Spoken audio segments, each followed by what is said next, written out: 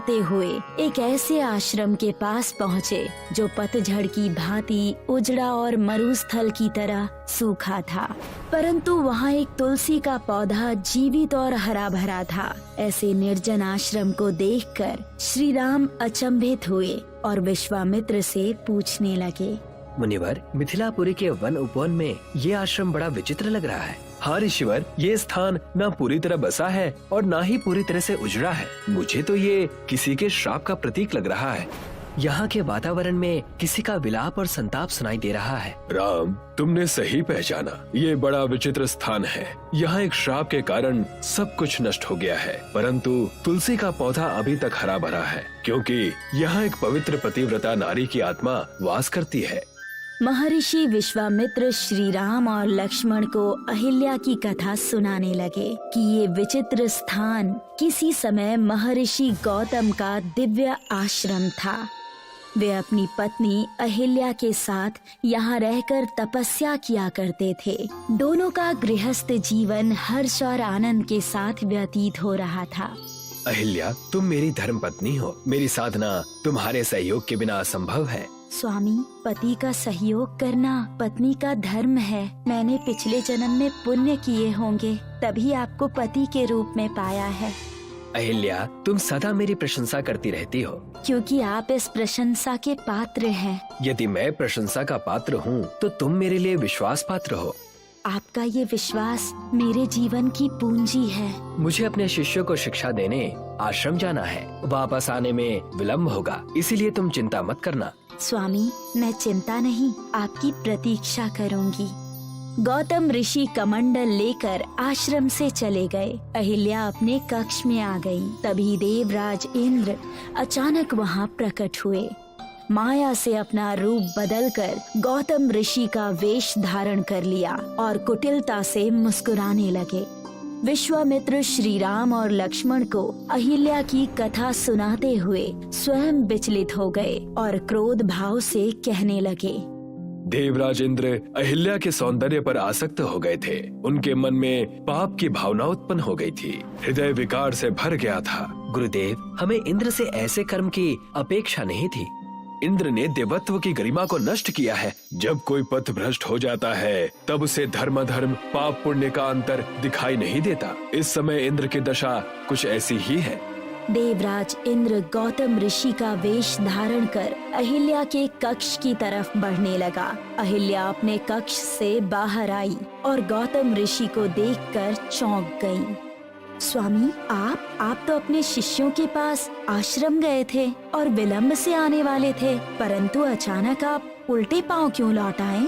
अहिल्या, तुम्हारे सौंदर्य में ऐसा आकर्षण है कि मैं तुमसे दूर नहीं जा सका। मैं अपने जीवन का अधिकतम समय तुम्हारे साथ बिताना चाहता हूँ। इंद्र अधर्म के मार्ग पर आगे बढ़ने लगा और अहिल्या को लेकर अपने कक्ष में चला गया। अहिल्या अभी तक इस भ्रम में थी कि वो अपने पति के साथ है। इंद्र इसी अवसर का लाभ उठाकर अहिल्या से प्रेम और समर्पण की याचना करने लगा। तभी उसे गौतम ऋषि की आवाज सुनाई दी। अहिल्या, मैं धर्मशास्त्र की पुस्तक भूल गया था, इसीलिए मुझे वापस आना पड़ा। गौतम ऋषि की आवाज सुनकर अहिल्या आश्चर्यचकित हो गई। वो भ्रमित होकर गौतम ऋषि को देखने लगी। इंद्र ने भयभीत होकर अपना असली रूप धारण कर लिया, जिसे देखकर अहिल्या का क्रोध और बढ़ गया। वो कक्ष से बाहर निकलकर अपने पति के चरणों में आ गई। क्षमा स्वामी, क्षमा, मेरे साथ छल हुआ है। इंद्र ने आपका रूप धारण करके मुझसे धोखा किया है, परंतु अहिल्या गंगा की तरह पवित्र है। अहिल्या, तुमने विश्वास पात्र बनकर मुझे विष का पात्र दिया है। तुमने नारी की मर्यादा का उल्लंघन किया है। अब तुम मेरे लिए पवित्र नहीं, अपवित्र हो। अहिल्या गौतम ऋषि से अपराध के लिए क्षमा याचना करने लगी, जो उसने किया ही नहीं। गौतम ऋषि के मन में क्रोध की ज्वाला भड़कने लगी। इंद्र कक्ष से बाहर निकलकर जाने लगा तो गौतम ऋषि उसे रोककर श्राप देते हैं। निर्लज इंद्र, तूने मेरा रूप धारण करके मेरी पत्नी के साथ अधर्म किया है। काम के अधीन होकर तूने जो पाप किया है, मेरा श्राप है कि तेरे शरीर में सहस्त्र चिन्ह बनकर तुम्हें जीवन भर अपमानित करते रहेंगे। इंद्र अपमानित और लज्जित होकर वहाँ से चला गया। अहिल्या पति के चरणों में शीश झुकाए स्वयं को निरपराध बताती रही। स्वामी, मैंने आपके साथ विश्वासघात नहीं किया, मेरी रक्षा कीजिए। अहिल्या, स्त्रिया चरित्र से मेरा क्रोध शांत नहीं होगा। तुम्हारा अपराध क्षमा योग्य नहीं है। तुम्हारी पवित्रता नष्ट हो गई है। तुम मन और हृदय से जड़ हो चुकी हो, शिला बन गई हो। इसलिए मैं तुम्हें श्राप देता हूँ कि तुम भी एक नारी से शिला बन जाओगी। नहीं स्वामी, अपना श्राप वापस ले लीजिए, मुझे नारी से शिला ना बनाइए। अहिल्या रोती रही, अश्रु बहाती रही, गिड़गिड़ाती रही, परंतु गौतम ऋषि ने श्राप वापस नहीं लिया और अपने कमंडल से जल लेकर अहिल्या पर छिड़क दिया। अहिल्या एक नारी से शिला के रूप में परिवर्तित हो गई। क्रोध से कांपते गौतम ऋषि कुछ समय पश्चात शांत हुए तो उन्हें अपने श्राप के परिणाम का आभास हुआ और वो पश्चाताप करते हुए शिला रूपी अहिल्या से कहने लगे, अहिल्या, मेरे श्राप ने तुम्हारा जीवन नष्ट कर दिया है, परंतु धनुष से निकला बाण और जीवा से निकला श्राप वापस नहीं होता। मैं तुम्हें श्राप से मुक्ति का मार्ग बता सकता हूँ। त्रेता युग में भगवान विष्णु श्री राम के रूप में अवतार लेंगे। उनके चरण स्पर्श से तुम श्राप मुक्त होकर पुनः नारी के रूप में परिवर्तित हो जाओगी, शिला से अहिल्या बन जाओगी।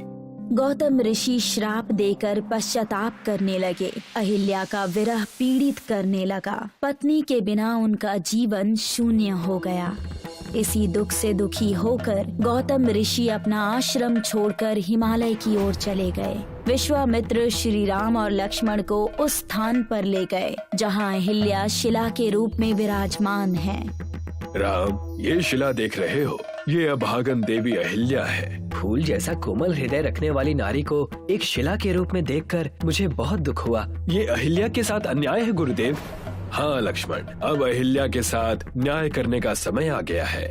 राम, अहिल्या अपने उद्धार की प्रतीक्षा कर रही है। एक नारी की परीक्षा समाप्त कर उसका उद्धार करो। अपने चरण स्पर्श से जीवन दान दो, अहिल्या को पुनर्जीवित कर दो।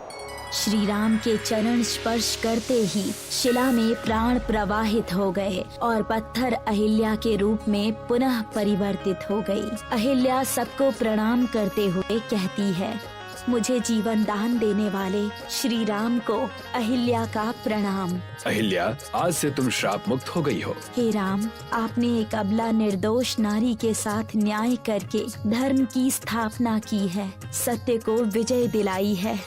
देवी, इस घटना से तुम्हारी कीर्ति को कोई दाग नहीं लगेगा। तुम्हारा यश सूर्य की भांति चमकता रहेगा। तुम्हारी पवित्रता गंगा जैसी बनी रहेगी। मेरा आशीर्वाद है कि सनातन धर्म के 5 कन्याओं में अहिल्या का भी नाम होगा। श्री राम से आशीर्वाद पाकर अहिल्या धन्य हो गई। समस्त देवता सम्मान से अहिल्या को प्रणाम कर उस पर पुष्प वर्षा करने लगे।